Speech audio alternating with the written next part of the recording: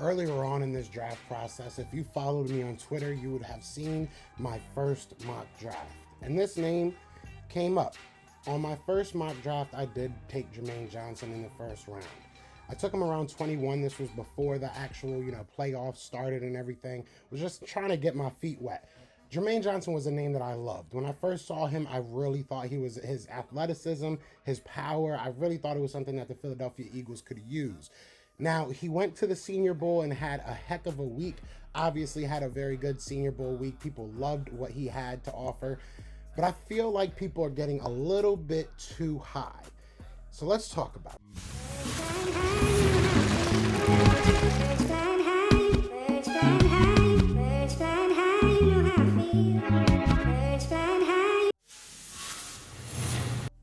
What's going on, you guys? It's your boy Joe Castro, aka Philly Fresco, and it is Philly the podcast. So, like I said, man, I want to talk about Jermaine Johnson. I know a lot of people are feeling like I'm hating on Jermaine Johnson, or I don't think that he's as good as a lot of people. That I do think he's a top talent at the edge rushing position, but I've been seeing him going top 10. I've been seeing him go top 5 in some instances, mainly top around the 8-9 spots. He can go to the Giants a lot. I just need to talk about this. I need to get my points out, and I want to give you guys my scouting report on who Jermaine Johnson is and why I like him and why I don't like him enough to put him so high. But before we get into that, please do hit that like, hit that subscribe, join the family. We are so close to 4K. We would love to hit 4K by some point. I don't know. I'm not going to put no time on it, but let's just get right into it. We're going to start with JJ's pros, right? So we're going to start with his pros. Jermaine Johnson, his first step is violent. He's fast. And like I said, he does have a burst to him. He has quickness, right? But we'll get to the fast statement a little bit later. But his first step is fast, very quick, very fast off the ball. I love his hand placement when the ball is snapped. He doesn't waste many movements. He's a very good technician, which I put down a little bit lower, but he's able to outpower most offensive linemen. I mean, I've seen this guy bull rush guys that were even a little bit bigger than him. So he definitely has the power to play on the outside. Like I said a little bit earlier, he has great technique, has amazing technique. I love what the guy is as far as a pass rusher. Like I said, great hand placement, able to keep his balance. I would like to see it be a little bit more consistent coming off the edge. We'll get to that when we get to the cons, but he does have great technique, and then he's a great finisher, right? This year, although it be his 1 year of production, he went out there and put up some great numbers, 10 plus sacks, a lot of tackles for losses, and he was seemingly on every play.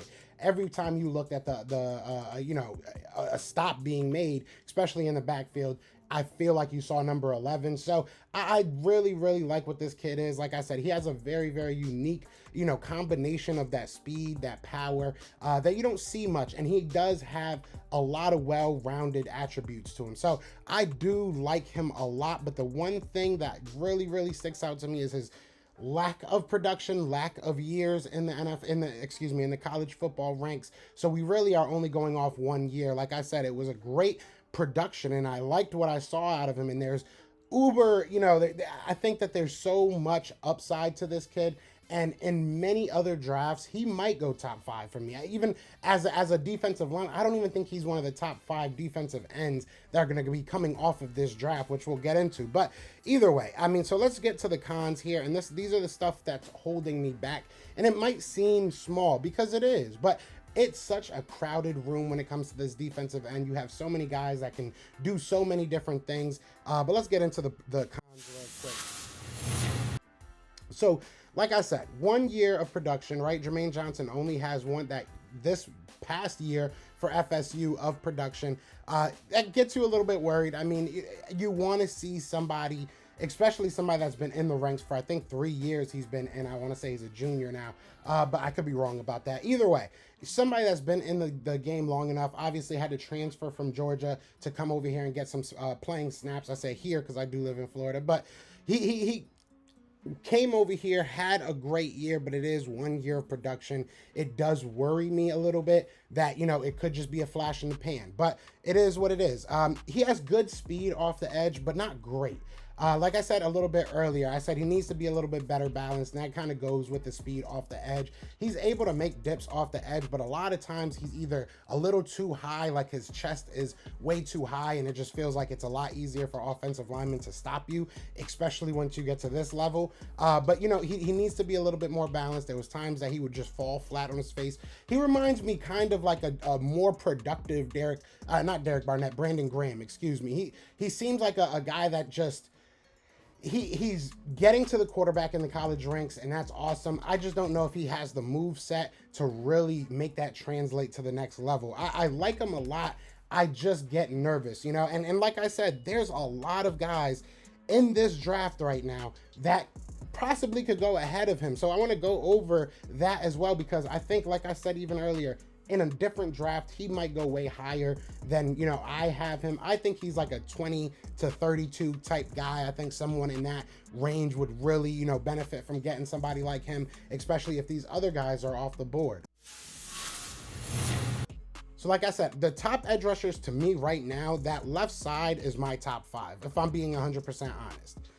You know, and the Kingsley pick is a little bit, probably a little bit off kilter, just because I think I like his versatility. I feel like he can line up anywhere on the defensive line. He gives you pass rush, he gives you run stopping ability. While he's not the greatest at all of them, or maybe even the greatest at one singular thing, I think his, you know, his ability to really give you the same level of play almost anywhere on that line really sticks out to me.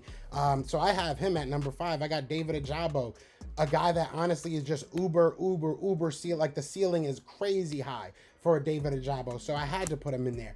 George Karlaftis, I know a lot of people are gonna probably be like, are you serious, Joe? George Karlaftis is, I'm putting my claim on it. I am staking my claim on George Karlaftis. I really do believe in this kid.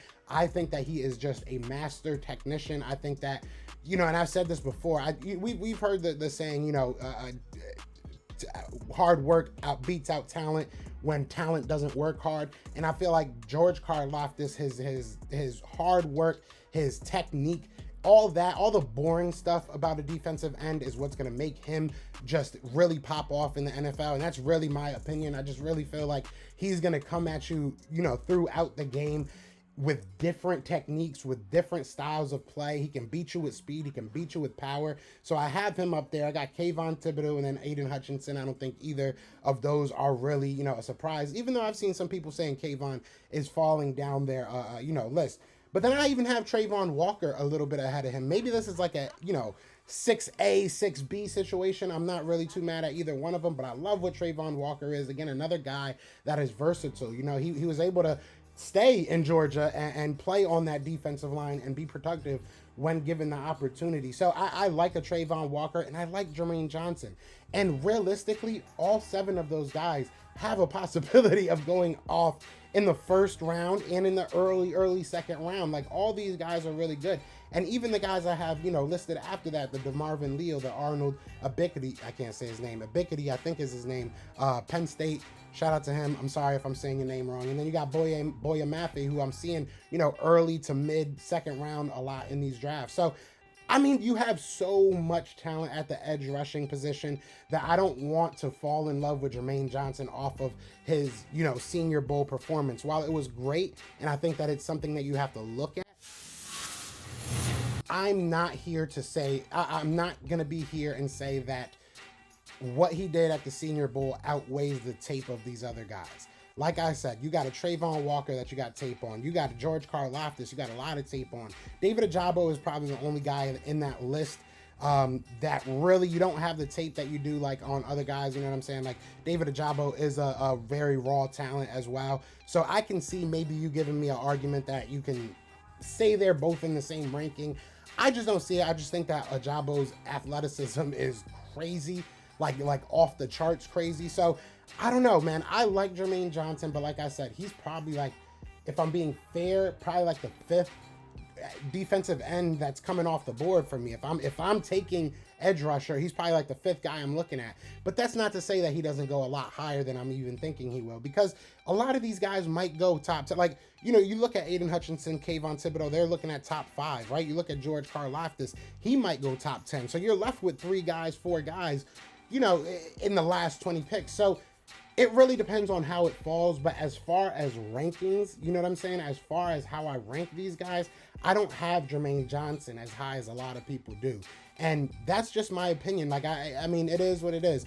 But you guys let me know what you're thinking, because this is a hot topic. And I know a lot of people are going to have their opinions on this. A lot of people are going to have differing opinions on this from me. So I want to know your opinion. I want to know why you would take him over the guys that I have, you know, ahead of him, or why you wouldn't, if you agree with me.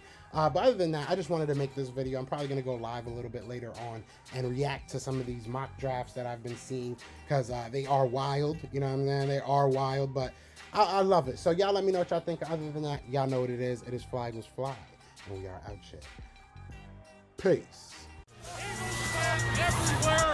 This is for Yeah. you. Fly Eagles flying on the team. Touchdown, touchdown. Time to get Jalen this ring. You don't really want to start a thing. This a Bird Gang Nation, baby. It's a Philly thing. Hater, and you looking like you type trash. I'm just here calling on Philly the podcast. And we can call a man dog, or watch Miles score off the handoff. Rest of the division, your man soft. Jackson like Sean, hunting like Randolph. Season head, really time to do him in. Your boy Philly Fresco. Thanks for tuning in.